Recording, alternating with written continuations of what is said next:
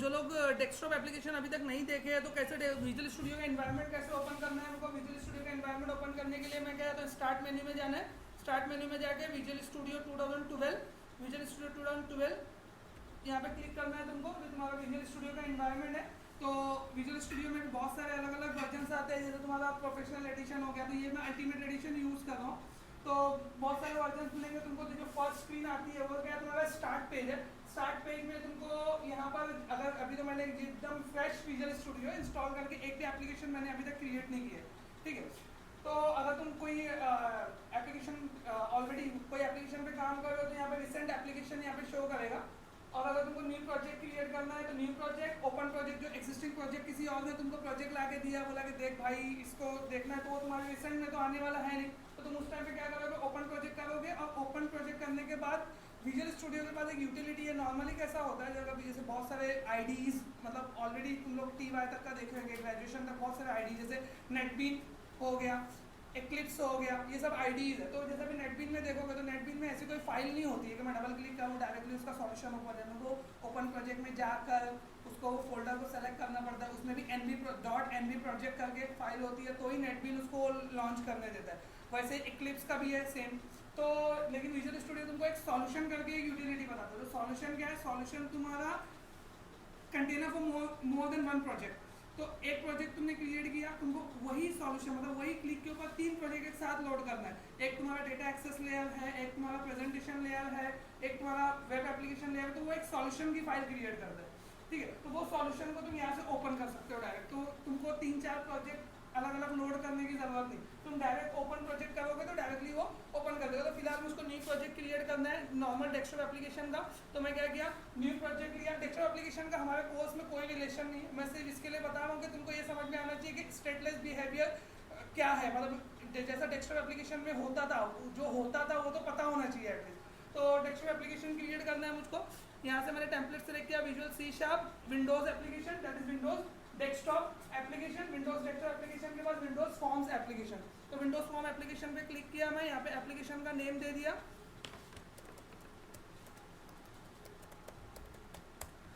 और ओके कर दिया। जैसे मैं इसको ओके करता हूँ तो यहाँ पर देखो प्रोजेक्ट कहाँ पे क्रिएट होगा और उसके बाद सॉल्यूशन का नेम क्या रहेगा, सॉल्यूशन के लिए डायरेक्टरी बनाना है कि नहीं बनाना है। तो मैंने मार्क किया कि हाँ वो सॉल्यूशन के लिए डायरेक्टरी बना देगा। सॉल्यूशन का नाम जो है प्रोजेक्ट के नेम के सेम रखेगा। एक सॉल्यूशन में तुम more than one project add कर सकते हो। तो अभी ये सॉल्यूशन क्रिएट करके दे दिया, तो एक सॉल्यूशन क्रिएट हो गया एप्लीकेशन के नेम से सेम नेम वाला सॉल्यूशन है। तो सॉल्यूशन का नेम क्या है, टेस्ट एप्लीकेशन। टेस्ट एप्लीकेशन में एक प्रोजेक्ट क्रिएट हो गया, that is your test application project. Test application project जो है वो C# की एक डेस्कटॉप एप्लीकेशन है जिसमें ऑलरेडी फॉर्म 1 तुमको क्रिएट किया हुआ मिल रहा है। ये जो विंडो तुमको दिख रहा है, ये विंडो को हम लोग क्या बोलते हैं, सॉल्यूशन एक्सप्लोरर बोलते हैं। सॉल्यूशन एक्सप्लोरर किसके लिए यूज होगा, सॉल्यूशन एक्सप्लोरर तुम्हारे प्रोजेक्ट में कितने फाइल है या तुम्हारे सॉल्यूशन के अंदर कितने प्रोजेक्ट्स है उसको एक्सप्लोर करना है तुमको, तो उसके लिए तुम यूज करोगे। फॉर एग्जाम्पल तुमको तुम्हारे प्रोजेक्ट में न्यू फॉर्म ऐड करना है, तो न्यू फॉर्म ऐड करने के लिए तुम क्या करते हो, ये विंडो को यूज करते हो। तो ये तुम्हारा सॉल्यूशन एक्सप्लोरर विंडो है। सॉल्यूशन एक्सप्लोरर विंडो के अंदर बहुत सारी कैपेबिलिटीज है। जैसे फॉर एग्जांपल तुम इसको टीम एक्सप्लोरर से कनेक्ट करते हो या तुम इसको TFS के ऊपर यूज करते हो। कौन कौन TFS वर्ड सुना है, TFS जो लोग डॉटनेट पे कौन कौन काम करता है, डॉटनेट खाली एक ही है ना और कोई नहीं। TFS को सुना है, TFS मतलब team server foundation. Team server foundation में कैसा होता है कि जैसे फॉर एग्जांपल मैं यहाँ बैठा हूँ, एक बंदा ऑस्ट्रेलिया में बैठा है, एक बंदा स्वीडन में बैठा है, तीनों सेम प्रोजेक्ट पे काम कर रहे हैं।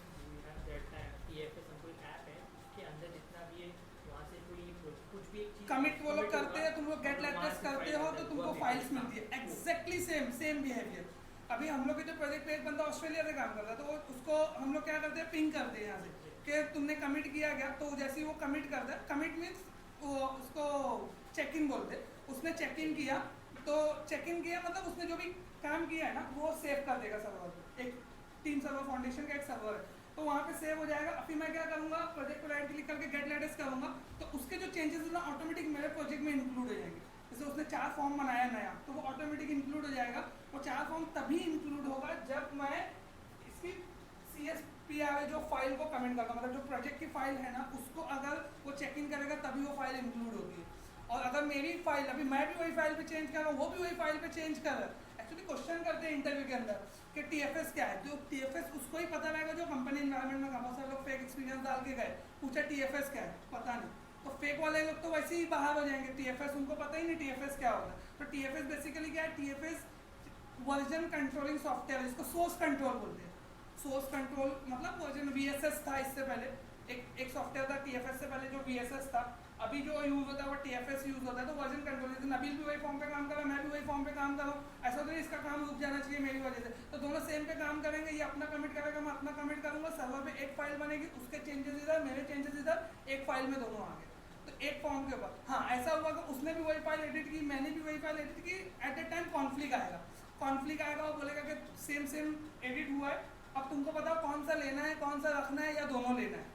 तो फिर वहाँ पे 3 स्क्रीन खुलती है, ऐसे स्क्रीन के ऊपर 3 स्क्रीन खुलती है। एक साइड चेंजेस रहेगा मेरा, मतलब ये साइड लोकल, मतलब जैसे फॉर एग्जाम्पल मेरे को कॉन्फ्लिक्ट आया तो यहाँ फहद का चेंजेस, यहाँ नबील का चेंजेस और यहाँ फाइनल फाइल जो बनेगी वो। तो फॉर एग्जाम्पल नबील ने, मैंने जो चेंज किया यहाँ पे ऐसा टिक मार्क आएगा, नबील ने भी वही लाइन में चेंज किया, यहाँ पे टिक मार्क आएगा। फॉर एग्जाम्पल मैं चाहता हूँ नबील का चेंजेस नहीं आना चाहिए, तो मैं क्या करूँगा, इसको क्रॉस करके इसको टिक मार्क करूँगा, तो ये लाइन यहाँ पे ऐड हो जाएगी, और दोनों टिक मार्क करके ऐड करूँगा तो उसकी लाइन और मेरी लाइन एक के बाद एक ऐड होगी। समझ में आएगा? तो वो है तुम्हारा TFS। तो फॉर एग्जांपल जब तुम TFS पे काम करते हो तो वो तुम्हारा TFS है, टीम्स एक्सप्लोरर जो दिख रहा है ना, तो टीम एक्सप्लोरर एक ही डेटा पर अगर काम किया है, क्या जैसे कोई फाइल का टेक्स्ट बॉक्स वगैरह नाम चेंज किए, तुम भी चेंज किए, ये भी चेंज किए, सेम का कौन सा मतलब हुआ? दोनों दिखाएगा ना वहाँ पे, वो बोलेगा कि नबील ने ये किया है, फाद ने ये किया है, कौन सा चाहिए तुमको, वही तो बोल रहा हूँ मैं। मतलब तुम दोनों लेने तो कितने आ सकता है? एरर आएगा, एरर आएगा, क्यों लिया दोनों, समझता नहीं क्या देखो, वही बात हुई ना। अब तुम गलत करोगे तो गलत होगा ही। जो TFS है उसमें कैसा काम होता है ना, अगर मैंने कोई चेंजेस किया तो डायरेक्ट जो मैंने चेंजेस किया ना वो हमको शो करेगा कि मैंने क्या चेंज किया। हाँ तो वही मेरे चेंजेस इधर साइड, और जो जिससे कॉन्फ्लिक्ट हो रहा है ना उसके चेंजेस इधर साइड। अगर एट ए टाइम दो बंदे का मतलब समझो कि कॉन्फ्लिक्ट तभी आएगा जब at a time 2 person same file. हाँ राइट है, अगर मैंने ओपन कर रखा है और सामने भी ओपन कर रखा है, तो अगर मैंने कुछ सेव कंट्रोल प्लस सेव किया उस टाइम वो पॉपअप आएगा कि ऑलरेडी ये कोई और बंदे ने ओपन किया हुआ है। लेकिन TFS में ऐसा नहीं आता पॉपअप। एक हम लोग को सर अचानक से आता है पॉपअप कि कुछ ऑलरेडी एडिट समवन ऐसा कुछ आएगा, एडिट ऑलरेडी एडिट समवन आएगा। हाँ। तो पूछेगा उस टाइम पे कि मैं भी सेव करूँगा तेरा कंटेंट भी, अगर मैंने उसके ऊपर सेव किया तो मेरा कंटेंट उसके ऊपर आ जाएगा। जब तुम TFS को कॉन्फ़िगर करोगे आस्क एनी टाइम, तो जब भी वो आएगा, जब जैसे जो भी तुम्हारी कंपनी में कॉन्फ़िगर किया होगा TFS, उसने कॉन्फ़िगर किया होगा कि अगर कॉन्फ्लिक्ट आने वाला है तो सेव करने के टाइम पे, तो उस टाइम पे आता है। 2 मिनट रुका, तो उस टाइम पे वो हम लोग का कॉन्फ़िगर वैसा है ही नहीं, क्योंकि बंदा ऑस्ट्रेलिया में, हम लोग उसको अभी थोड़ी फोन करके पूछ सकते हैं। हम लोग अभी के साथ जो भी कहेंगे यूएस के जितने भी लोकल से व्हाटएवर लोकल सबको रशियन और सब है, तो वहाँ से जो भी क्लाइंट कोई भी रिक्वेस्ट अपडेट करता है तो हम लोग कैसे एक TFS रिक्वेस्ट में मिल जाता है कि ये पर्टिकुलर काम है, फाइल एडिट वो तो मिलेगा, वो मिलेगा, मतलब जो कॉन्फ्लिक्ट मतलब कॉन्फ्लिक्ट हो गया, तुमने सेव कर दिया, उसके बाद की बात बोल रहा हूँ मैं। सेव तुमने कर दिया, उस टाइम पे वो चेंजेस बताएगा। और फॉर एग्जांपल अभी कोई बेवकूफ़ी है, उसको समझ में नहीं आ रहा, उसने दोनों मार्क किया, सेम टेक्स्ट बॉक्स को उसने भी एडिट किया, सेम टेक्स्ट बॉक्स को मैंने भी एडिट किया, तो वो टेक्स्ट बॉक्स 2 बार ऐड कर देगा। ये काम तुम हो सकता है मे भी तुम्हारा प्रोजेक्ट मैनेजर या टीम लीडर या कोई सीनियर करता होगा, लेकिन ऐसा होता है क्योंकि मैं करता हूँ दिन रात, उसके लिए बताओ। तो ये तुम सेलेक्ट करते हो, ऐड करते हो, तो 2 लाइन ऐड हो जाएगी, तो 2 लाइन ऐड होगी तो एरर देगा, एरर देगा तो सॉल्व करो उसको, समझ में आ ही जाएगा तुमको कि कुछ तो हुआ है। एक्चुअली ऐसा होता नहीं है नॉर्मली, क्योंकि जैसा अभी एक ऑफिस में तुम काम कर रहे हो या मतलब एक प्रोजेक्ट पे काम कर रहे हो, तो तुमको अलग मॉड्यूल मिलेगा, उसको अलग मॉड्यूल मिलेगा, उसको और सेम पेज भी मिलेगा, तो अलग अलग एक्शन मेथड या फंक्शन या जो भी है, मतलब कुछ तो प्रोजेक्ट मैनेजर पागल थोड़ी है भाई, दोनों को एक ही काम देगा, ऐसा होता नहीं है नॉर्मली। लेकिन फिर भी किसी ने कर दिया, करने वाले तो कुछ भी कर सकते हैं, मेरे हाथ में मैं कुछ भी कर सकता हूँ, फिर भी अगर किसी ने कर दिया तो वो शो करेगा कि हाँ ये। तो प्रोजेक्ट मैनेजर को पता है ना, मैंने जुनैद को इस पे काम दिया था, उसने इधर एडिट किया, मतलब उसका चेंजेस मेरे को नहीं लेना है। प्रोजेक्ट मैनेजर को तो पूरा बॉटलनेक एनालिसिस है ना उसके पास, तो वो तो ऊपर से देख रहा है कौन क्या कर रहा है, कौन क्या नहीं कर रहा है, उसको चेंजेस उठाना है वहाँ से। कमिट तुम करते हो, लेकिन जो कॉन्फ्लिक्शन जो रहता है वो तुम सॉल्व नहीं करते। कॉन्फ्लिक्शन जो है तुम्हारे प्रोजेक्ट मैनेजर या टीम लीडर या कोई और सॉल्व करेगा, समझ में आया? तो जब तुम ऐसा TFS एनवायरनमेंट में काम करते हो तो यहाँ पे टीम सर्वर एक्सप्लोरर तुमको मिलता है कि तुम्हारी टीम जो है तुम कमिट करने जा रहे हो या चेंजेस कर जो भी रहेगा, तो विजुअल स्टूडियो में इधर पे ऑप्शन आता है तुमको। अभी तो फिलहाल मेरा कनेक्ट नहीं है TFS से, वो लैपटॉप कनेक्ट है तो मैं तुमको बताता, लेकिन अभी ये तो कुछ भी नहीं शो करेगा, ठीक है? तो अभी ये कनेक्ट करने के लिए बोलेगा connect to TFS, team server foundation, समझ में? तो तुम्हारा ये हो गया। अब ये एप्लीकेशन मैंने क्रिएट कर दिया, ये मेरा फॉर्म है, तो ये ब्लैंक फॉर्म तो ब्लैंक फॉर्म यहाँ पे सबसे हैंडी टूल मेरे पास है जिसको टूल बॉक्स बोलेंगे हम लोग। तो टूल बॉक्स के अंदर बहुत सारे मेरे पास कंट्रोल्स है। तो यहाँ पे मैं कॉमन कंट्रोल देखता हूँ। तो कॉमन कंट्रोल में से मुझको कुछ ड्रैग एंड ड्रॉप करना है। मेरे को फॉर एग्जांपल एक बटन बनाना है तो मैंने ड्रैग करके यहाँ पे ड्रॉप कर दिया, ये बटन बन गई। मेरे को चेक बॉक्स बनाना है, मैंने ये चेक बॉक्स बना लिया। मेरे को फॉर एग्जांपल एक लेबल लेना है, मैंने यहाँ पे लेबल ले लिया। तो ये मेरा क्या हो गया, सिंपल सा ड्रैग एंड ड्रॉप इन्वायरमेंट है। जैसे जैसे मैं ड्रैग एंड ड्रॉप करता हूँ तो बैकग्राउंड में क्या होती है, इससे रिलेटेड जो है क्लास है। जैसे फॉर एग्जांपल बटन है तो बटन के लिए system dot Windows dot forms dot button करके एक नेम स्पेस है, उसमें बटन क्लास है और बटन क्लास को ऑब्जेक्ट क्रिएट होता है। देखना है वो कोड तुमको,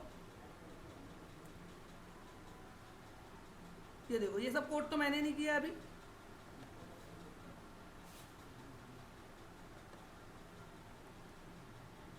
ये देखो जैसे मैंने बटन ऐड किया तो system dot Windows dot form dot button, button करके क्लास है, बटन क्लास का उसने ऑब्जेक्ट क्रिएट किया बटन वन। तो ये ऑब्जेक्ट जो है मैं इसको, मेरे को फॉर एग्जांपल इसका नेम चेंज करना है तो मैं इधर कोड में आगे चेंज नहीं कर सकता। मेरे को इसका नेम चेंज करना है तो मेरे पास उसके लिए फॉर्म डिजाइनर है। फॉर्म डिजाइनर में आया, मैं यहाँ पे आके इसको सेलेक्ट करता हूँ, प्रॉपर्टीज में जाता हूँ,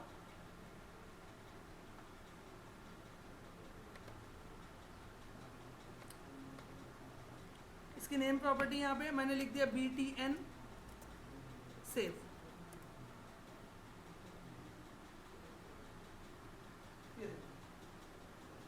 समझ में आ रहा है क्या बोल रहा हूँ मैं, क्या एक्चुअल में बता रहा हूँ। जब जैसे मैं ड्रैग एंड ड्रॉप करता हूँ तो बैकग्राउंड में उससे रिलेटेड क्या होता है, तुम्हारा कोड जनरेट होता है इन डेस्कटॉप एप्लीकेशन।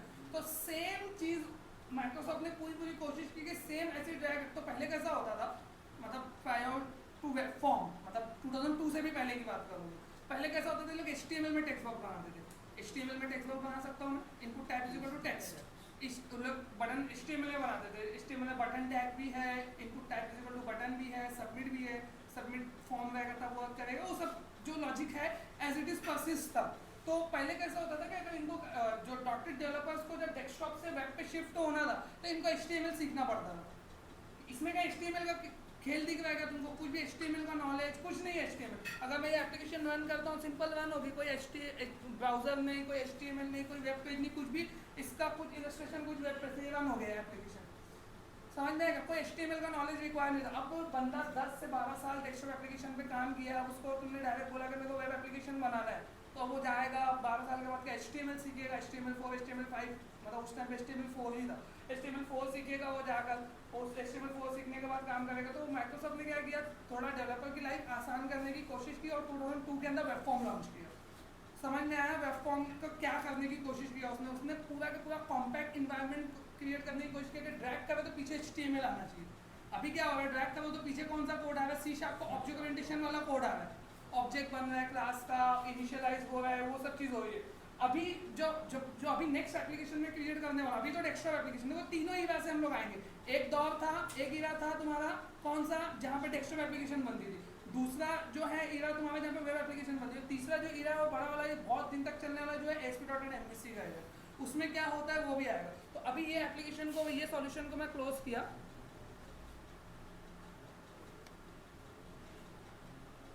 ठीक है, न्यू एप्लीकेशन लिया मैं, न्यू प्रोजेक्ट, किसी को नहीं दिख रहेगा, तुमको दिख रहा है, यहाँ पे आके मैं वेब एप्लीकेशन ले लिया। देखो यहाँ पे इससे पहले मैं विंडोज एप्लीकेशन लिया था, अब मैं वेब एप्लीकेशन ले रहा हूँ। अगर तुम वेब एप्लीकेशन लेते हो तो वेब एप्लीकेशन में तुम्हारे पास ऑप्शन है कि तुम MVC की भी वेब एप्लीकेशन है, वेब फॉर्म की भी वेब एप्लीकेशन है। तो यहाँ पे मेरे को ASP.NET empty web application create करना है। नॉर्मल तुम वेब एप्लीकेशन बोलोगे, that is your web form application.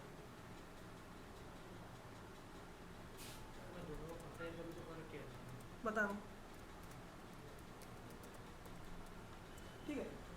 यहाँ पे नेम दिया मैं, यहाँ पे मैं कहाँ मेरे को प्रोजेक्ट सेव करना है वो, मेरे सॉल्यूशन का नेम, सॉल्यूशन के लिए डायरेक्टरी क्रिएट करना है कि नहीं, ऐड टू सोर्स कंट्रोल। क्या यूज होगा इसका, कौन बताएगा, ऐड टू सोर्स कंट्रोल क्या यूज होगा इसका।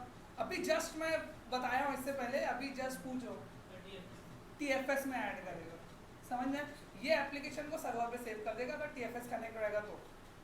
तुमने बनाई एप्लीकेशन अपने इधर, वो सर्वर पे चले जाना चाहिए, सेव हो जाना चाहिए। मेरे लोकल में तो सेव होती है, जो भी तुम सोर्स कंट्रोल के अंदर रखो। TFS जो सोर्स कंट्रोल है, अभी बोला ना मैंने, TFS जो है वो एक सोर्स कंट्रोल है। सोर्स कंट्रोल VSS भी है, सोर्स कंट्रोल TFS भी है, तो जो भी है।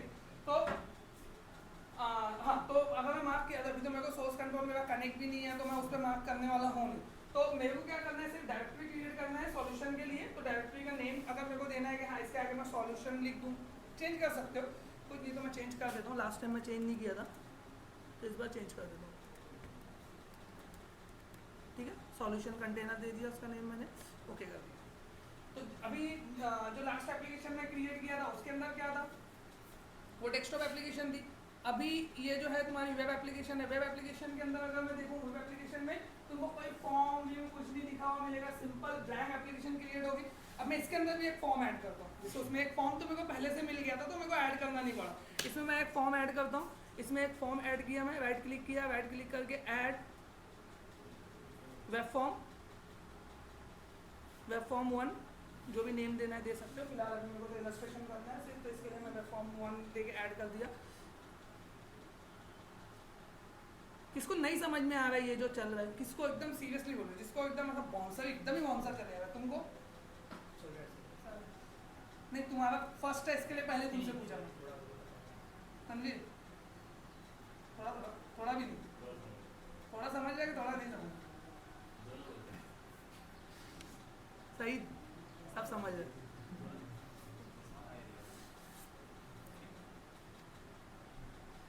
तो ये मेरी एप्लीकेशन है। अभी अगर ये फॉर्म देखूंगा तो मैं यहाँ पे HTML वगैरह सब दिख रहा है मेरे को। तो तुम पूछ रहे थे कि मतलब क्या डिफरेंशिएशन है वेब एप्लीकेशन में डेस्कटॉप एप्लीकेशन में। डेस्कटॉप एप्लीकेशन मतलब तुम्हारी स्टैंड अलोन एप्लीकेशन जिसको रन होने के लिए कोई सर्वर की जरूरत नहीं। फॉर एग्जाम्पल तुम्हारी VLC प्लेयर तुम्हारा है, उसको रन होने के लिए इंटरनेट रिक्वायर है, कोई तुमको स्पेशल कुछ परमिशन और कुछ नहीं रिक्वायर है उसके लिए। लेकिन तुम्हारी फेसबुक एप्लीकेशन, फेसबुक की सबसे बड़ी वेब एप्लीकेशन, तो एक फेसबुक वेब एप्लीकेशन है, उसको बिना इंटरनेट के तुम रन कर सकते हो क्या? फेसबुक ला के पेन ड्राइव में कॉपी कर सकते हो क्या? इम्पॉसिबल, समझ में आएगा? तो वो तो ये जो एप्लीकेशन है ये तुम्हारी वेब एप्लीकेशन है जो तुम्हारे सर्वर पे रन होने वाली है। और वो जो एप्लीकेशन थी जिसका तुमको EXE मिलेगा, तुमको सेटअप मिलेगा।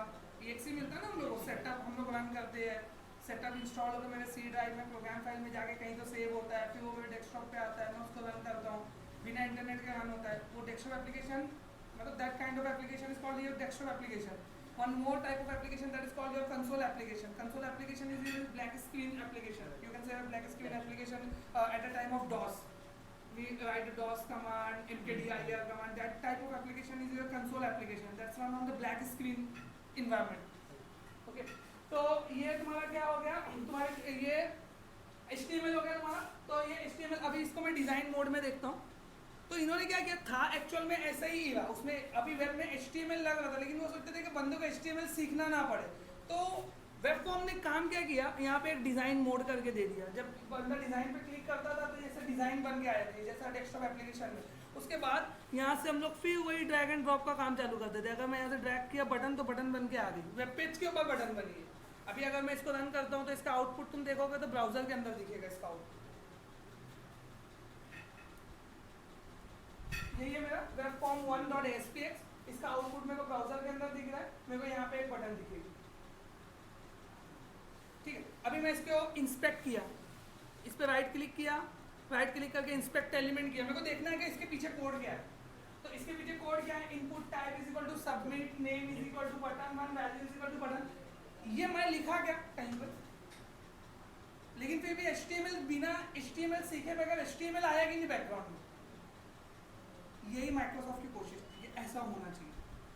किसको नहीं समझा, इतनी बड़ी बकवास करके मैं एक लाइन एक्सप्लेन किया, किसको नहीं समझी, नहीं समझा मैं फिर से समझाऊंगा, कोई ऐसा वो बात नहीं है ना। समझा माइक्रोसॉफ्ट की क्या कोशिश थी कि उसका HTML नहीं सीखना पड़ना चाहिए। बिना HTML सीखे ड्रैग एंड ड्रॉप करके जैसा डेस्कटॉप में 12 साल से करते आ रहे हो, अभी भी नई एप्लीकेशन के अंदर भी वो वही करे। अदनान समझा? नहीं समझे तो कुछ साइड में ना इधर वाले को तो थोड़ा कम ध्यान जाता है मेरा, ये 1-2 बेंच इधर से असल में ध्यान रहता है इसके लिए। अगर नहीं समझ में आ रहा तो बोलो, फैसल समझा क्या समझा?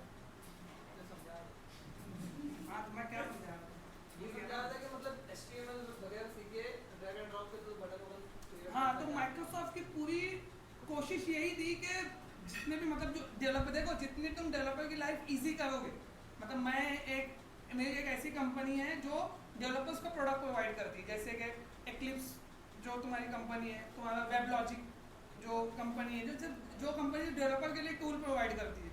तो ये सब कंपनी का मेन इंटेंशन क्या रहता है कि डेवलपर की लाइफ जितनी हो सके आसान होती है। पहले सेकंड जनरेशन लैंग्वेज आई, फिर थर्ड जनरेशन लैंग्वेज, अभी 4G लैंग्वेज आ गई। तो जो लैंग्वेज की जो जनरेशन है वो क्या है, कितने कोर जो मतलब जो कोर फैसिलिटी जितनी है कैसे ऑटोमेटिक जनरेट होगी। तो ये कोर फैसिलिटी ना, तो वेरी बेसिक फैसिलिटी HTML जो है तुम्हारी, तो वो तुमको लिखना ही ना पड़े, ठीक है। तो एक्चुअल में कोड बनता क्या है, अगर मैं जाके विजुअल स्टूडियो के अंदर प्रोजेक्ट को बंद करके मैं इसका कोड देखना चाहूँ तो इसको बटन को सेलेक्ट करके सोर्स पे क्लिक कर दो, कोड दिखेगा, देखो सिलेक्टेड है।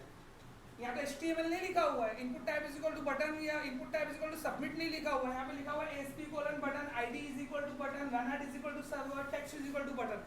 तो ये जो प्रॉपर्टी है जो वेब में तुमको 3 चीज, ये डॉटनेट की प्रॉपर्टी है। उसने क्या किया, डॉटनेट की प्रॉपर्टी को HTML से बाइंड कर दिया। अगर तुम डॉटनेट की प्रॉपर्टी यूज कर, जैसे फॉर एग्जांपल तुमको एक टेक्स्ट बॉक्स बनाना है या एक बटन बनाना, बटन के ऊपर शो लिखा हुआ आना चाहिए, तो तुमको वैल्यू एट्रीब्यूट सेट करना पड़ता है। HTML में तुमको ऐसा कुछ लिखना पड़ता है, जब तुम ऐसा लिखोगे ना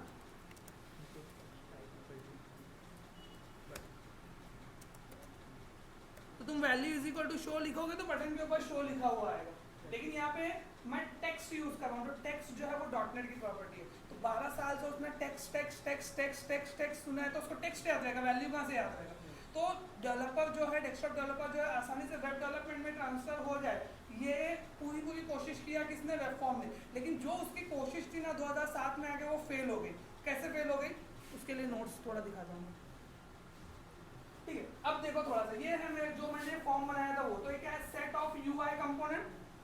मैंने जो पेज लिया था वो क्या था, सेट ऑफ UI कंपोनेंट था, बटन थी उसके अंदर लेबल भी हो सकता है, लेबल भी लेके बता देता हूँ मैं।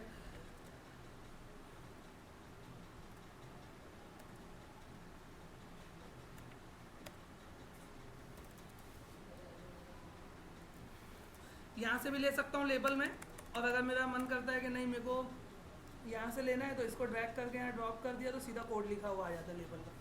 लेबल में मैं टेक्स्ट प्रॉपर्टी सेट किया। नॉर्मली HTML में लेबल में क्या होता है, लेबल टैग के इनर HTML के अंदर, मतलब जो उसका जो कंटेनर है उसके अंदर जो टेक्स्ट लिखता हूँ वो लेबल में आता है। लेकिन ASP.NET ने लेबल के लिए भी टेक्स्ट दिया, पासवर्ड फील्ड के लिए भी टेक्स्ट दिया, बटन के लिए भी टेक्स्ट दिया, पैनल के लिए भी टेक्स्ट दिया। तुमने एक टेक्स्ट रट लिया, सब जगह वही टेक्स्ट यूज करो, वो ASP.NET का एनवायरनमेंट ऑटोमेटिक सेट कर लेगा किसको कंटेनर में डालना है, किसको वैल्यू में डालना है, किसको कैप्शन में डालना है, वो सब वो डिसाइड करेगा। मेरे को सोचने की जरूरत नहीं, मेरे को सिर्फ टेक्स्ट पता है, मैं टेक्स्ट में कुछ लिखूंगा तो वो टेक्स्ट में दिखेगा। HTML में क्या होने वाला है, मेरे को HTML सीखने की जरूरत नहीं है, ये पूरा काम था वेब फॉर्म का।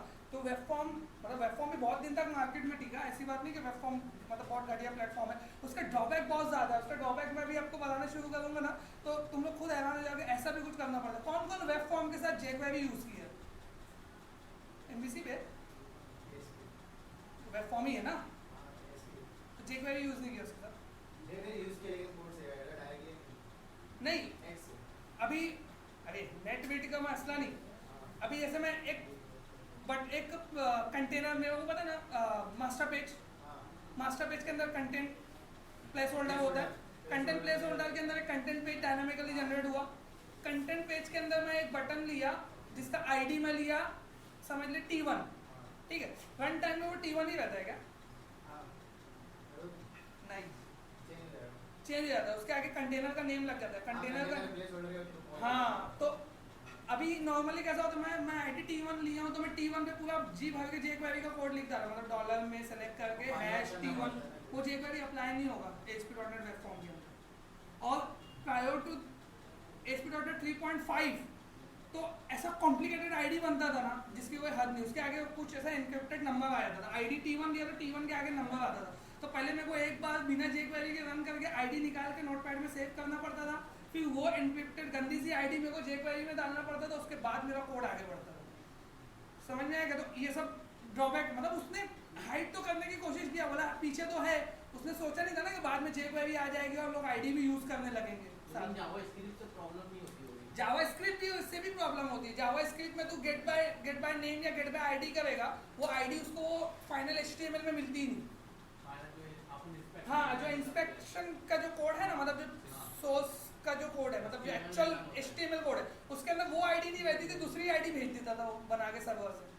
क्योंकि मैं तो यहाँ पे ID ऐसे देखो ना, ASP:बटन ID B1, तो ये बटन 1, तो बटन 1 नहीं रिटर्न हो गया आती थी, ये इसमें क्यों आ रही है पता है, क्योंकि मैं डॉटनेट फ्रेमवर्क 4.5 यूज कर रहा हूँ। अभी अगर मैं फ्रेमवर्क चेंज कर दूँ ना, अभी आईडी डिफरेंट आने लगेगी। एक मिनट करके बता दूँ।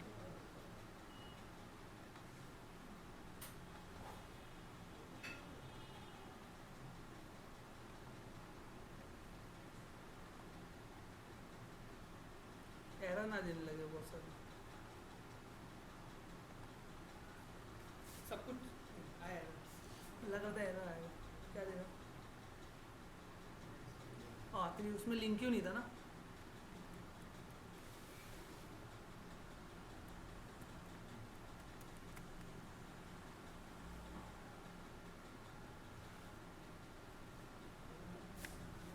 वैसे तो मैंने कंटेनर लिया नहीं है, पता नहीं सेम आएगी क्या अलग आएगी।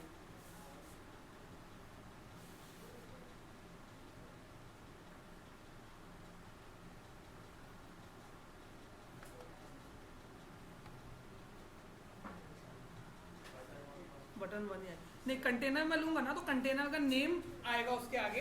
मतलब अगर मैं मास्टर पेज के अंदर वो पेज को पुट करता हूँ तो जो मेरा कंटेंट प्लेस होल्डर का नेम होता है ना, वो ऑटोमेटिक उसके आगे डॉट करके आ जाता है, एक्सटेंशन आ जाता है, मतलब सफिक्स प्रीफिक्स बन के आता है उसके साथ में, आता है ऐसा। ऐसा मेरी बात मान लो, अभी मेरे तो लेना पड़ेगा मास्टर पेज वगैरह, नहीं मानोगे तो। और तो ऐसा होता है। तो ये सब प्रॉब्लम वेब फॉर्म के अंदर था, समझ में आएगा। तो ये और ऐसे भी बहुत सारे प्रॉब्लम थे, जो वो प्रॉब्लम भी हम लोग एड्रेस करेंगे यहाँ पे। तो कौन कौन से प्रॉब्लम है उसके लिए यहाँ पर। तो ये मेरा क्या था, ASP.NET वेब फॉर्म के अंदर मेरे पास क्या था, सेट ऑफ UI कंपोनेंट्स था, जिसमें पेज थी, बटन थी, जिसमें हम लोग लेबल ले सकते हैं, पैनल ले सकते हैं, बहुत सारी चीज़ ड्रैग एंड ड्रॉप करके मैं सब कुछ ले सकता हूँ।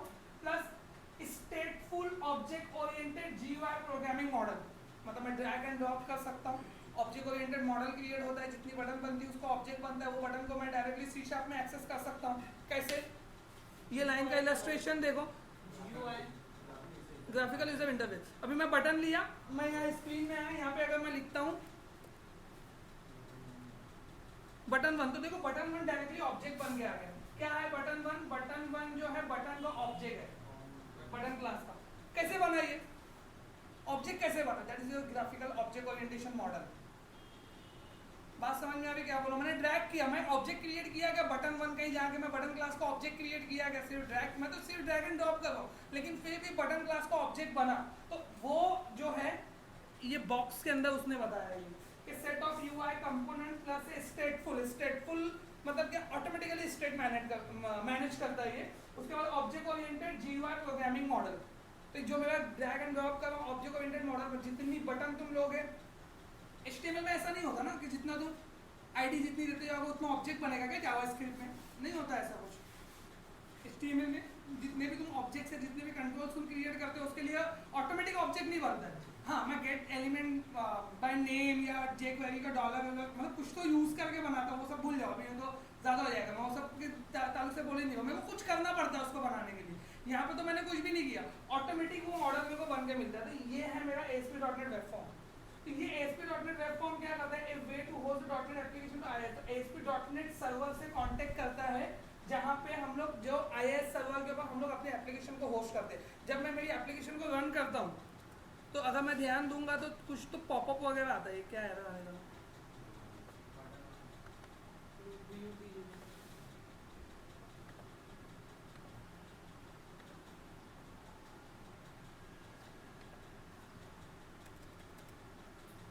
जब मेरी एप्लीकेशन को मैं रन करता हूँ, तो मेरी एप्लीकेशन रन करता हूँ तो मेरे को कुछ यहाँ पर कुछ मिलता है, उसको देखो कुछ दिख रहा है क्या? IIS express. तो IIS एक्सप्रेस क्या है? IIS मतलब इंटरनेट इंफॉर्मेशन सर्विसेज। ये एक सर्वर है जिस पे वेब फॉर्म की एप्लीकेशन जिस पे डिप्लॉय होती है। फॉर एग्जांपल मैंने एक एप्लीकेशन बना ली ASP.NEट वेब फॉर्म के अंदर, मेरे को उसको होस्ट करना है, मेरे को ऐसा सर्विस प्रोवाइडर ढूंढना पड़ेगा जो IIS सपोर्ट करता हो, क्योंकि तुम्हारी ASP.NET में बनी हुई एप्लीकेशन सिर्फ और सिर्फ किसमें रन हो सकती है? सिर्फ और सिर्फ IIS सर्वर पे रन हो सकती है। तो जो हम लोग एप्लीकेशन, ये लोकल IIS सर्वर का पोर्ट है। जो ये क्या हो रहा है एक्चुअल में, ये पेज जो है मेरी मशीन से ही आ रहा है। मेरी मशीन में एक IIS एक्सप्रेस वर्चुअल बनता है, वर्चुअल सर्वर बनता है, वो वर्चुअल सर्वर से पेज निकल के आता है। तो यहाँ पर मेरे को वो पेज दिखता है एक्चुअल में। समझ में आ रही है इंटरनल वर्किंग में क्या बता रहा हूँ। बेसिकली IIS क्या है, IIS क्या है तुम्हारा ASP.NET एप्लीकेशन को रन होने के लिए जो सर्वर रिक्वायर है वो तुम्हारा IIS है। तो वो IIS सर्वर जो जहाँ पे मतलब ASP.NET हम लोग इंस्टॉल करते हैं, तो मेरी मशीन में IIS कहाँ पे होता है वो मैं आगे बताऊंगा। फिलहाल तो हम लोग नोट्स की तरफ आते हैं। तो a way to host .NET application in IIS क्या Microsoft web server product, Microsoft का एक प्रोडक्ट है।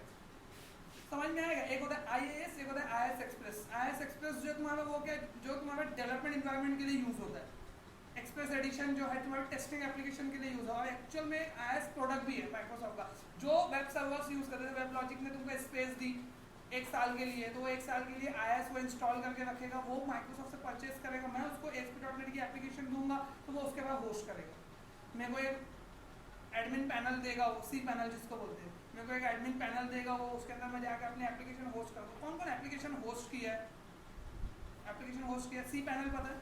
तो मैं क्या करता हूँ, मेरे को जब मैं यूजर नेम पासवर्ड लिखता हूँ तो मेरे को ASP.NET के हाँ डोमेन पूरा मिलता है। वहाँ पर मैं जाकर अपनी फाइल, अपनी वेबसाइट को अपलोड करता हूँ, फाइल्स जो है डिप्लॉयड एप्लीकेशन डालता हूँ उसके ऊपर, तो मेरे को मिलता है। तो वो जो सी पैनल जो वो पैनल कौन प्रोवाइड करता है, वो पैनल तुमको वेब सर्वर्स प्रोवाइड करेगा। तो वो एक्चुअल में वो जो जगह होती है, जो प्लेस तुमको दिखता है सी पैनल के अंदर, वो होता है IIS। समझ में आएगा। तो IIS तुम्हारा क्या, तो IIS में क्या है, IIS एक .NET का माइक्रोसॉफ्ट का प्रोडक्ट है। किसके लिए यूज होता है, वो वेब सर्वर, वो एक वेब मतलब एप्लीकेशन होस्ट करने के लिए यूज होता है। एप्लीकेशन को होस्टिंग करेगा वो, letting to internet with HTTP request. तो ये ASP.NET की वेब ऐप जो जितने भी UI है उन सब क्रिएट करता हूँ, तो मैं जब क्लिक करता हूँ तो ईच क्लिक जो है वो क्या करता है, एक रिक्वेस्ट फायर करता है। किसको रिक्वेस्ट फायर करता है, वो सर्वर को रिक्वेस्ट फायर करता है। जब मैं बटन पे क्लिक किया, फॉर्म के अंदर है, तो वो फॉर्म सबमिट होगा, मतलब पोस्ट होगा, उसको हम लोग पोस्ट बोलते हैं, सबमिट नहीं पोस्ट। तो वो फॉर्म जो होगा पोस्ट होगा, कहाँ पे पोस्ट होगा, वो फॉर्म पोस्ट होगा सर्वर के ऊपर। तो सर्वर पे जो पोस्टिंग होती है, जो मतलब जब क्लाइंट से सर्वर की तरफ कोई डेटा जाता है तो उसको हम लोग बोलते हैं रिक्वेस्ट। रिक्वेस्ट में भी योर गेट, रिक्वेस्ट में भी योर पोस्ट, कुछ भी हो सकता है। मैं भी गेट पोस्ट की तरफ जा ही नहीं हूँ, मैं सिर्फ वर्ड रिक्वेस्ट यूज कर रहा हूँ। तो मैं क्लाइंट से सर्वर की तरफ जो भी डेटा जा रहा है उसको मैं बोलता हूँ रिक्वेस्ट। क्लाइंट ने कोई रिसोर्स के लिए रिक्वेस्ट किया कि मेरे को ये चाहिए, तो यहाँ पे क्या होता है कि letting you to interact with HTTP request and response. तो ये एप्लीकेशन जो है, जो तुम्हारा UI है, जो तुम्हारी बटन है, टेक्स्ट बॉक्स है, पैनल्स है, ये सब क्या करती है, रिक्वेस्ट भेजती है किसको, IIS को। IIS क्या करता है, वो रिक्वेस्ट को प्रोसेस करके वापस जो क्या भेजता है, रिस्पॉन्स। तो उसको हम लोग बोलते हैं HTTP request and HTTP response model. तो इसको बोलते हैं request response model, HTTP request response model. Request response model के अंदर क्या होता है कि जो पेज होता है तुम्हारा, उसका स्टेट सेव नहीं रहता है, क्योंकि HTTP जो तुम्हारा प्रोटोकॉल है वो स्टेटलेस प्रोटोकॉल है, और स्टेटलेस नेचर होने की वजह से प्रॉब्लम बहुत ज़्यादा बढ़ जाता है। कैसे प्रॉब्लम बढ़ जाता है, जैसे मैं पासपोर्ट का फॉर्म भरने के लिए गया, पासपोर्ट की वेबसाइट पे मैंने पूरा जी भर के साथ अपना डेटा लिख दिया और सेशन एक्सपायर हो गया। मैंने क्लिक किया, सेशन एक्सपायर हो गया। तो देखो अभी जब मैं बैक करता हूँ तो मेरे को फिर से मिल जाता है वो सब डेटा। अभी पहले नहीं होता था ऐसा, अभी मिल जाता है। पहले वो याहू में पूरा फॉर्म भरा एक्सपायर हो गया तो फिर से मेरे को लिखना पड़ता था। तो अब वैसा नहीं होता है। अगर वो डेटा तुमको वापस मिल जा रहा है, मतलब किसी ने सेशन स्टेट को हैंडल किया या किसी ने स्टेट मैनेजमेंट टेक्निक यूज़ की है, मतलब वो वेबसाइट के ऊपर अगर तुम स्टेट मैनेजमेंट टेक्निक यूज़ करते हो तो स्टेट मैनेजमेंट टेक्निक से वो डेटा परसिस्ट करता है बियॉन्ड योर रिक्वेस्ट, मतलब तुम्हारी रिक्वेस्ट एंड होने के बाद भी। अगर तुम्हारी रिक्वेस्ट पे डेटा एंड हो जा रहा है, इसका मतलब किसी ने स्टेट को मैनेज नहीं किया।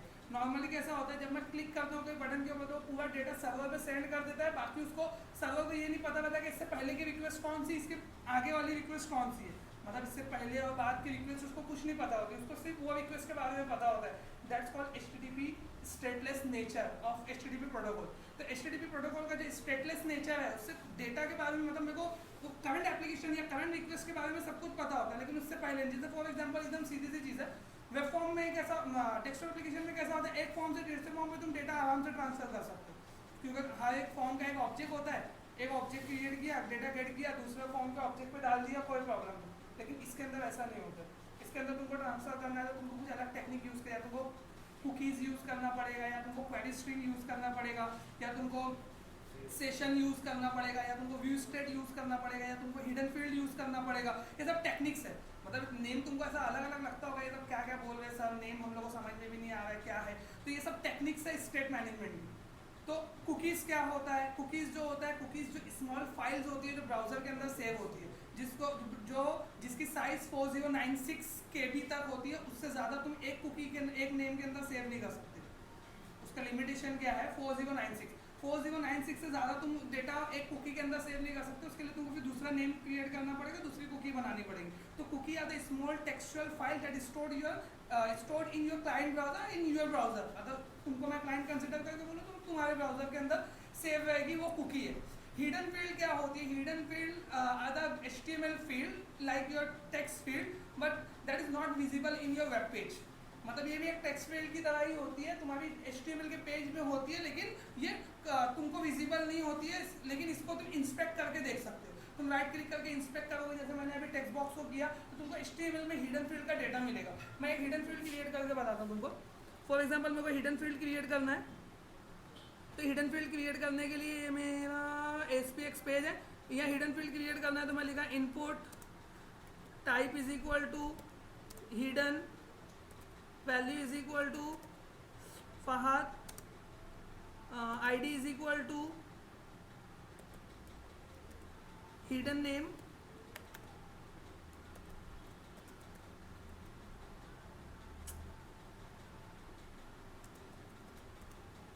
ठीक है।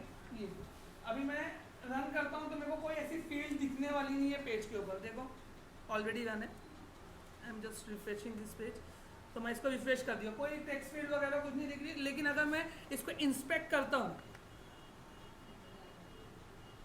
तो मेरे को यहाँ पे एक हिडन फील्ड दिखेगी। अभी नहीं है, किधर है? ये तो ASP.NET ने भेजा है, ये भी हिडन फील्ड ही है एक्चुअल में, ये जो आपको दिख रहा है, लेकिन ये ASP.NET की व्यू स्टेट की हिडन फील्ड है, तो इसके बारे में ज़्यादा हम लोग सोचेंगे नहीं, वो वेब फॉर्म का कंसेप्ट है। हिडन फील्ड आई नहीं, सेव नहीं किया क्या मैंने? ओह शिट,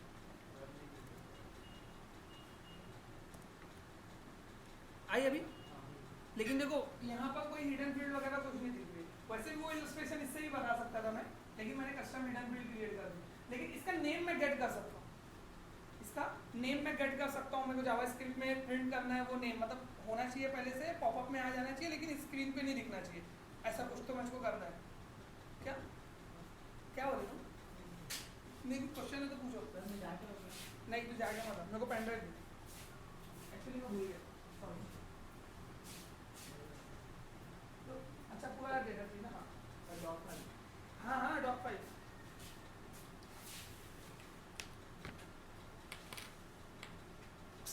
अरे ऐसा पेन ड्राइव क्यों लेके आते हो?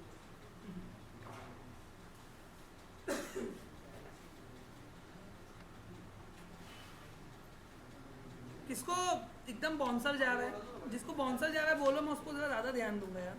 तुम लोग बोल नहीं रहे, मेरे को टेंशन हो रहा है। जब कुछ नहीं बोलता ना बंदा तो समझ जाने का उसको कुछ नहीं समझ रहा।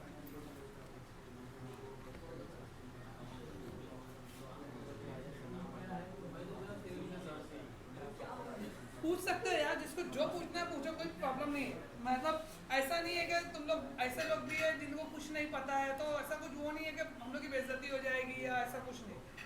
किसी को कुछ नहीं पता रहता भाई, सब लोग को सीखना पड़ता है। मेरे को ही पानी दे दो। तुम कहाँ से आए?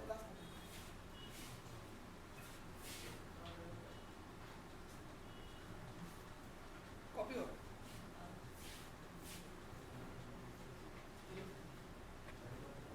ये ले, जाके आने की क्या जरूरत है? लेकिन इसको दीवार से बाहर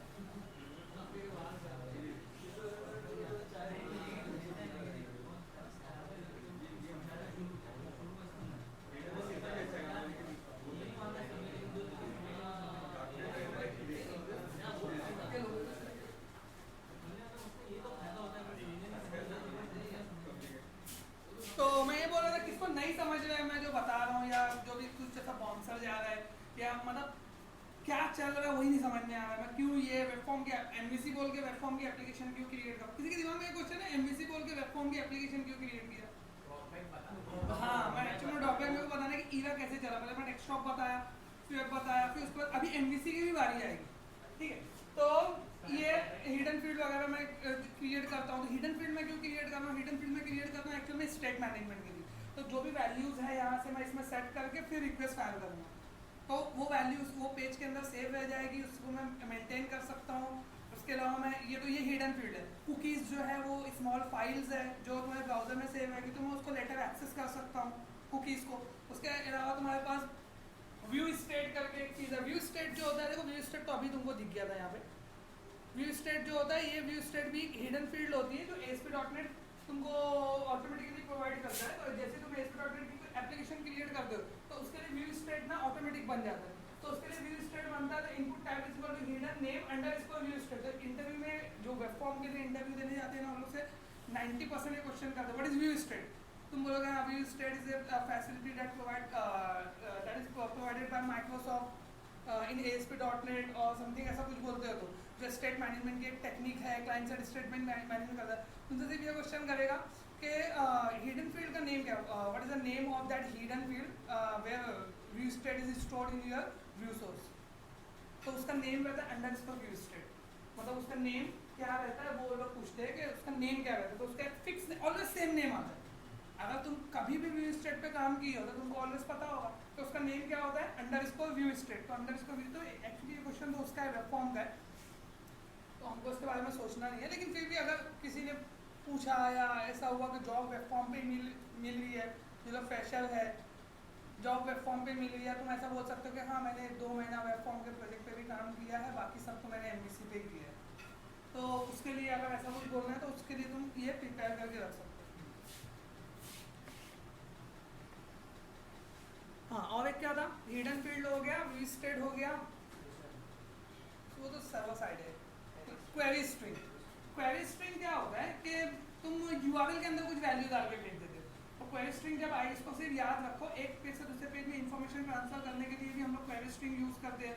इन्फॉर्मेशन को 2 पेजेस के बीच में सेव रखने के लिए भी हम लोग क्वेरी स्ट्रिंग यूज़ करते हैं। तो क्वेरी स्ट्रिंग URL में एक पार्ट होता है क्वेश्चन मार्क का पार्ट। क्वेश्चन मार्क के बाद से जितना भी टेक्स्ट होता है वो सब क्वेरी स्ट्रिंग कंसिडर होता है। जब भी मैं कभी बताऊँगा एक क्वेरी स्ट्रिंग में बताता हूँ। नेट चल रहा है क्या? हाँ चल रहा है।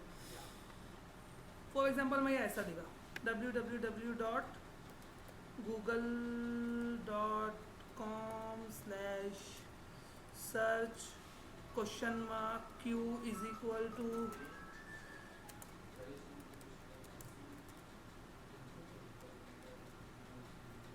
ये URL गौर से देखो मैं क्या लिखा www.google.com/search क्वेश्चन मार्क के बाद से ये मेरी क्वेरी स्ट्रिंग है। मैं क्या कर रहा हूँ, ये तो मैं अभी गूगल की एप्लीकेशन खुली है क्या, ये किसकी एप्लीकेशन खुली है, ये मेरी खुद की लोकल एप्लीकेशन खुली है। वहाँ से मैं एक URL फाइल कर रहा हूँ google.com/search Q is equal to मेरा नेम। जब मैं इसको विजिट करता हूँ तो डायरेक्टली देखो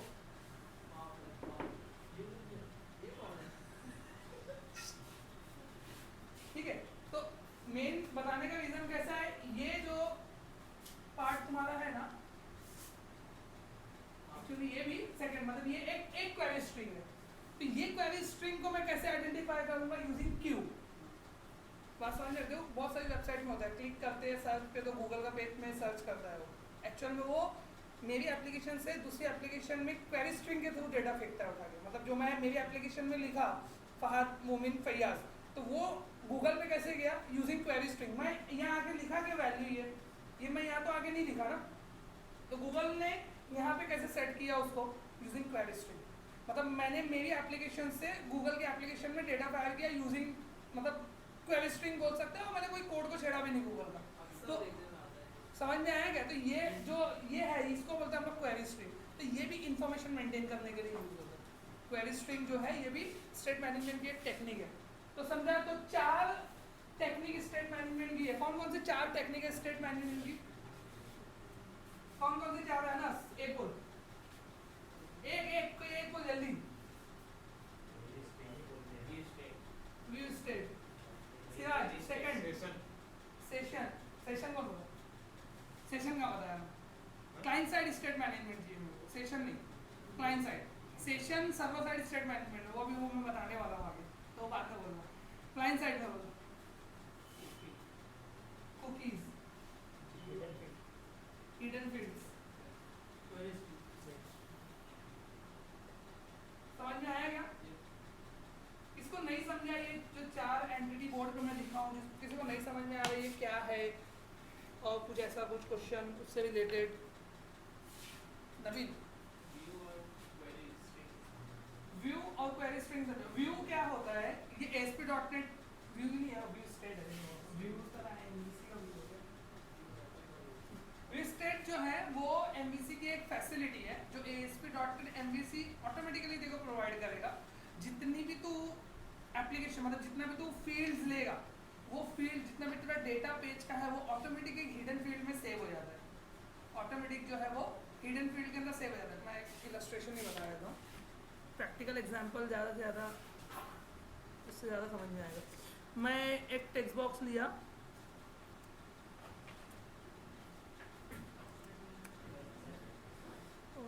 text text text text text text कौन फैज़ान?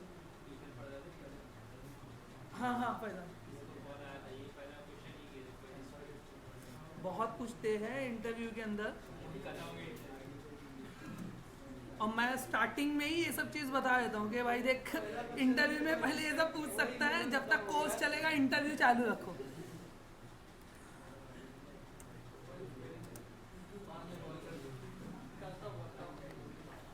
ठीक है, ये देखो बटन दिया ना मैंने उस पर, हाँ दोनों में कोई फर्क है क्या? कुछ भी नहीं फर्क है, मतलब ऐसे GUI दिखने के लिए तो यूजर इंटरफेस में कोई फर्क नहीं है। अब देखो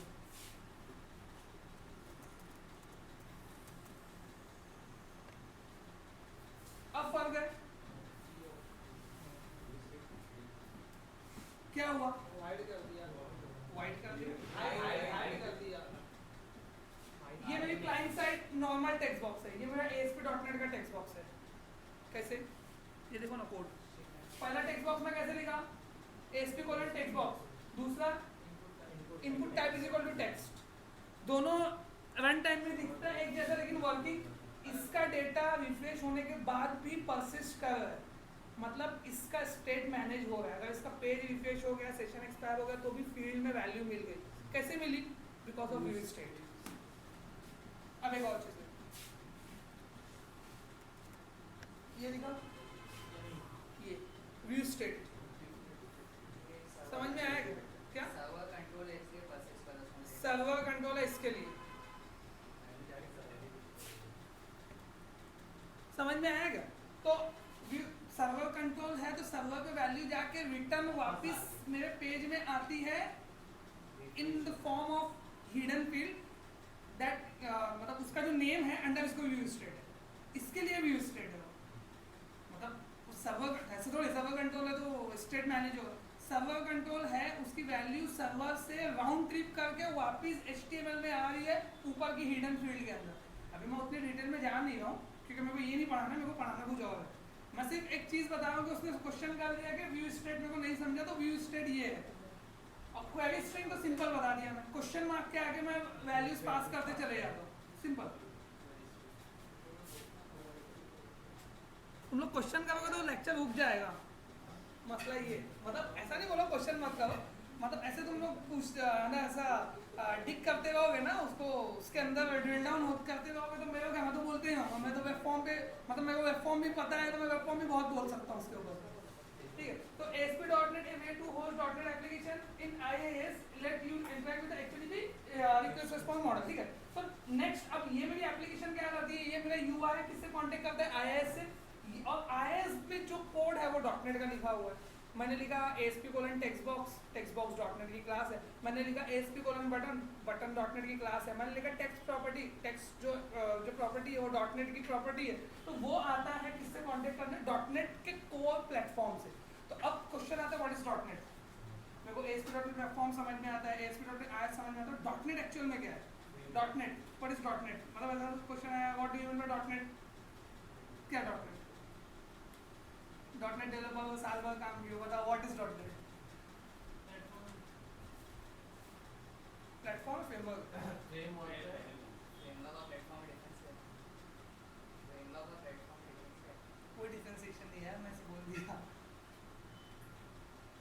डॉटनेट क्या है dot net is a framework provided by Microsoft तो उसमें एक्चुअल में क्या है मतलब ये एक फ्रेमवर्क है जो माइक्रोसॉफ्ट के थ्रू तुमको मिलता है उसके अंदर क्या है कुछ कॉमन यूटिलिटीज है उसके लिए तुम उसके अंदर उसमें एपीआई उसकी एपीआई है जैसे कॉमन यूटिलिटीज फॉर एग्जांपल मेरे को एक्सएमएल फाइल रीड करना है system.xml करके उसमें एक एपीआई है या नेम स्पेस बोल सकते हो या यूटिलिटी बोल सकते हो या पैकेज बोल सकते हो कुछ भी बोल सकते हो तो हम लोग उसको एपीआई बोलते हैं एप्लीकेशन प्रोग्रामिंग इंटरफेस जिसके थ्रू प्रोग्रामिंग के थ्रू में उसमें इंटरफेस डॉटनेट कोई फिजिकल चीज़ तो है नहीं उठाया यहाँ लगा दिया कोई ऐसा पार्ट नहीं है तुम उसका मतलब डॉटनेट में इंटरफेस तुम कैसे कर सकते हो उसको उससे इंटरेक्ट कैसे कर सकते हो यूजिंग प्रोग्रामिंग तो इसके लिए उसको बोलते हैं application programming interface that's called API तो उसके अंदर बहुत सारे एपीआईज है अलग अलग कॉमन फंक्शनैलिटी के लिए डॉटनेट के अंदर डेस्कटॉप एप्लीकेशन क्रिएट करने के लिए भी क्लासेस है डॉटनेट के अंदर वेब एप्लीकेशन क्रिएट करने के लिए भी क्लासेस है तो बेसिकली डॉटनेट के अंदर है एपीआई तो एपीआई किसके थ्रू बनता है एपीआई बनता है collection of classes sorry collection of name spaces name spaces मतलब क्या जैसे मान लिया system.xml तो system.xml एक नेम स्पेस है तो system.xml के अंदर बहुत सारी क्लासेस है तो नेम स्पेस क्या है name space is your collection of classes ठीक है क्लासेस क्या है collection of function collection of properties collection of variable collection of members तो कलेक्शन ऑफ क्लास मेंबर्स तो मैं सिंपल फंक्शन बोलता हूँ फिलहाल हम लोग अभी फंक्शन से इंटरेक्ट करेंगे sometime function for a method okay तो फंक्शन क्या है कलेक्शन ऑफ कोड तो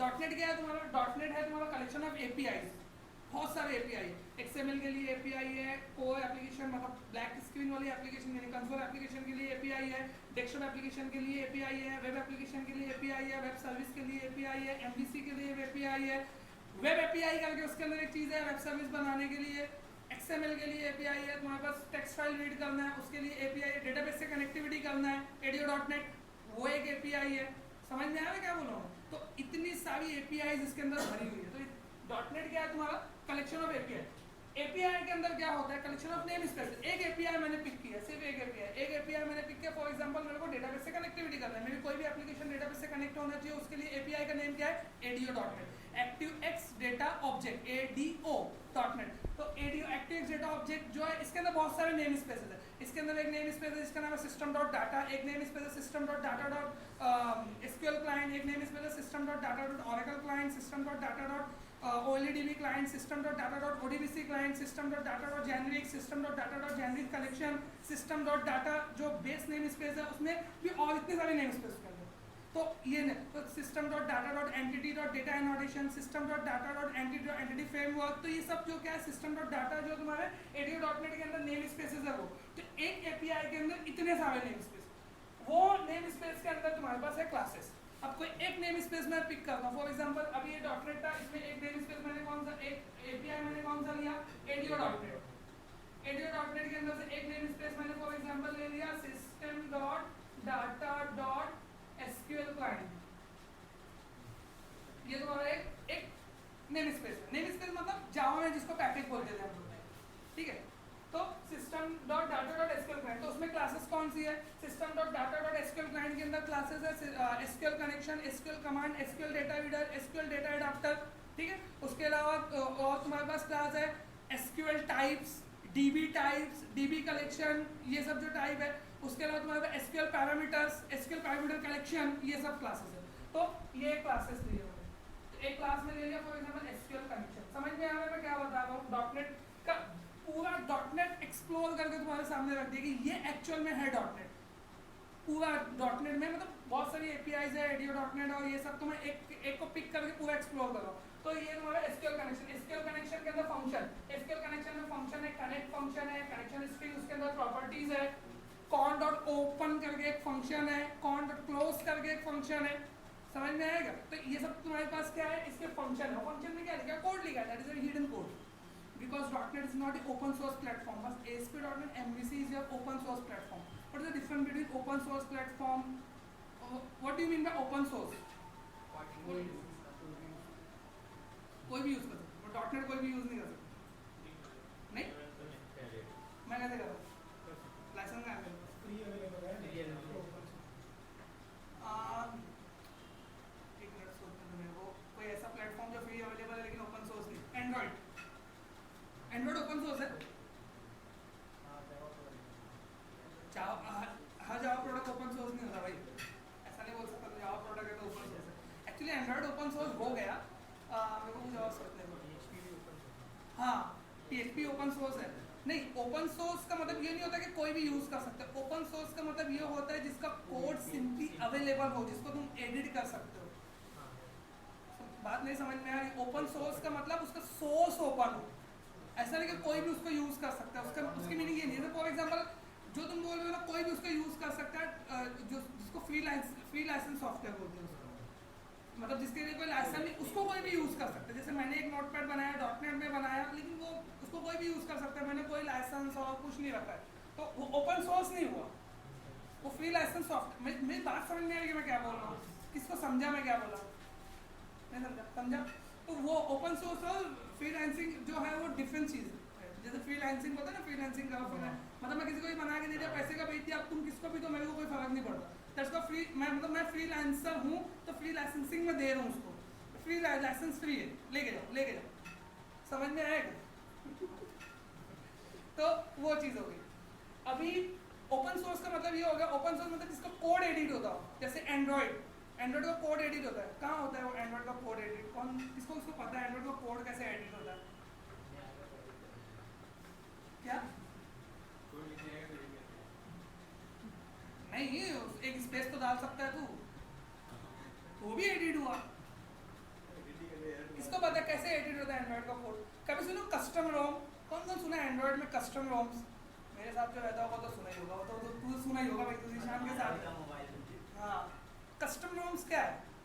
स्टॉक एंड्रॉइड, तुमको एक एंड्रॉइड प्लेटफॉर्म है, वो स्टॉक एंड्रॉइड जिसको हम लोग बोलते हैं, स्टॉक एंड्रॉइड तुमको मिलेगा, उसको तुम लो, उसको तुम पूरा कोड तुमको ओपन हो के मिलता है, उसको तुम कुछ भी चेंजेस करो। फॉर एग्जांपल मेरा जो नेटवर्क का जो कलर है वो वाइट आता है, मेरे को उसको ग्रीन चाहिए, मैं भाई यूपी का, मेरे को उसको येलो चाहिए, रेड चाहिए, कुछ भलता चाहिए, मेरे को ऑरेंज चाहिए हो, तो फिर तो अब मेरे को वो कलर चेंज करना है, तो उसके अंदर एक कॉन्फ़िगरेशन फाइल होती है, उसको जाके मैं एडिट करता हूँ। एंड्रॉइड के अंदर मैं एक्टिविटीज़ क्रिएट कर सकता हूँ, मेरी एक्टिविटीज़ अटैच कर सकता हूँ, मैं सर्विस बना के अटैच कर सकता हूँ। मैं ऐसे एक सॉफ्टवेयर बनाया था जिसमें जैसे फ़ोन स्टार्ट होता था तो एक सर्विस चालू हो जाती थी, गर्लफ्रेंड ट्रेसर ऐसा करके एक सॉफ्टवेयर, किसको उसको पता है?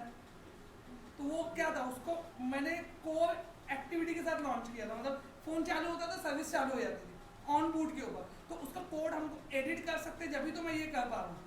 तो that is open source. PHP open source है, जावा ओपन सोर्स है। जावा को तुम कभी डिबग करो F11 से, वो जैसे गेट कनेक्शन फंक्शन जावा का जो कॉल होगा ना, वो उसका कोड भी बता देगा तुमको, डिबग करने के लिए जाओगे। एक्चुअल जिसने API का कोड लिखा वो कोड में, .NET में ऐसा नहीं होता।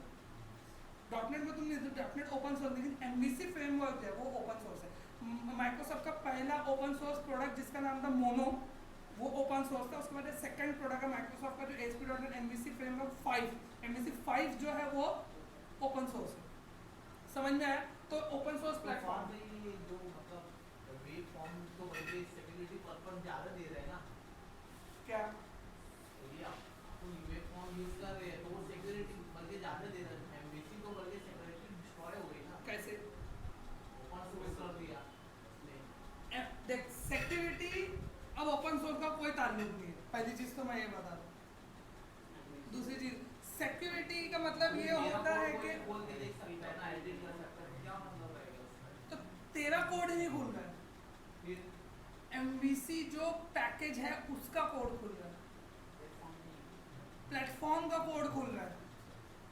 तेरा कोड तो कंपाइल फॉर्म में ही है ना, तू तो C# की क्लास लिखेगा ना, C# की क्लास का कोड कैसे ओपन होगा? उसका तो .exe बनेगी कंपाइल होने के बाद। वो एक्चुअली और अगर तेरा भी कोड ओपन होता है तो वो सिक्योरिटी नहीं हुई, वो मतलब that is not called security, और मतलब सिक्योरिटी एस्पेक्ट नहीं बोल सकता उसको। सिक्योरिटी का मतलब क्या होता है? सिक्योरिटी का मतलब ये होता है नेटवर्क अटैक्स, मतलब जो तेरे कोड पे जो अटैक हो रहा है। मैं वो बोल रहा हूँ ऑथेंटिकेशन की बात कर रहा हूँ। ऑथेंटिकेशन, हाँ ऑथेंटिकेशन है ना MVC में, क्यों ऑथेंटिकेशन नहीं है? ऑथेंटिकेशन है, ऑथोराइजेशन है, इम्पर्सोनेशन है, सब है। और ASP.NET की MVC 5 के अंदर एक न्यू कंसेप्ट ऐड हुआ है जिसका नाम है ASP.NET आइडेंटिटी। वो वेब फॉर्म से भी बहुत ज़्यादा आगे है सिक्योरिटी के मामले में। तो ऐसा नहीं होता, MVC पे तो सवाल उठा ही नहीं सकता। MVC पे इसके लिए नहीं, क्योंकि इतनी ज़्यादा साइट्स जो है जो MVC में बनी है और रन हो रही है। मैं एक साइट की एग्जांपल तुमको बताता हूँ। वो जो साइट हर एक प्रोग्रामर के दिल की धड़कन है, बोलना चाहिए। ये साइट किसको पता है?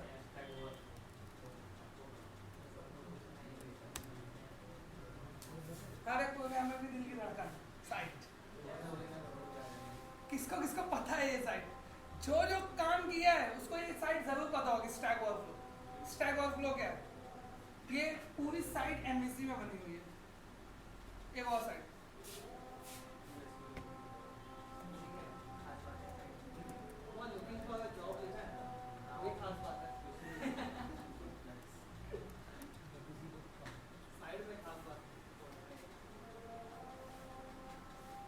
MVC में बनी ये साइट है।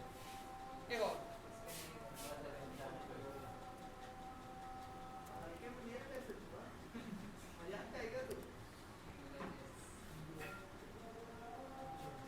देखो लुक एंड फील तुमको एक जैसा दिखा होगा। स्टैक थोड़ा गौर, अभी स्टैक ओवरफ्लो मैं अलग अलग टैब में खोलता हूँ।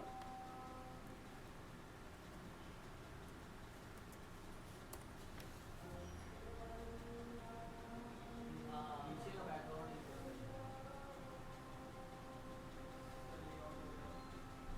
गौर से देखो ना, उसमें भी वहां सर्च है, यहाँ लोगो है, मेनू है, वहां सर्च है, यहाँ मेनू है, इधर लोगो है। इसमें नहीं है। ये सब बूटस्ट्रैप का कमाल है, बूटस्ट्रैप की थीम है ये सब। कोई इसमें तो ड्रॉप डाउन को ऐसा खुलता है। खैर वो तो जाने दो, बहुत सारी साइट्स हैं। मैं आधार की बात बताता हूँ। ये बिठा दो ना, ये समझा? किसी को कुछ नहीं समझा होगा तो पूछो क्या .NET का क्या एक्सप्लोर है, समझा?